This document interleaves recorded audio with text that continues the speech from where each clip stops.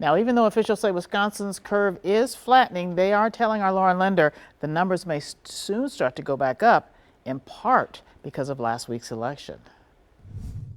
Multiple health officials tell me we haven't reached the peak of the COVID-19 outbreak just yet.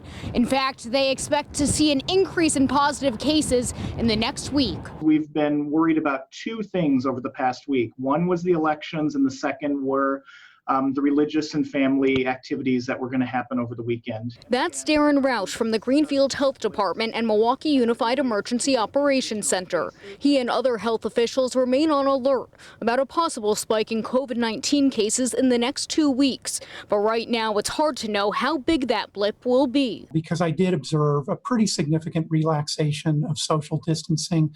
Many people were having their extended family over. The COVID-19 incubation period is typically 2 to 14 days, kind of more commonly 5 to 7 days. So any potential impacts from last week's election or the holiday aren't reflected in the current numbers. On Monday, state health officials reported the lowest increase in day-to-day cases in nearly 3 weeks. They say we should be cautiously optimistic. Clearly, we're not at the surge that's straining our healthcare system capacity, but we're also not at such a small level that we're safe from having an expanded epidemic like seen in many countries. And at this point, to not get ahead of ourselves. Realistically, though, we got to put a few of these days together where we can really get a sense that we are truly flattening the curve. As the weather gets nicer outside, health officials encourage you to keep your proper social distance. That's the only way we'll ever flatten the curve. Reporting in Milwaukee, Lauren Linder, TMJ4 News.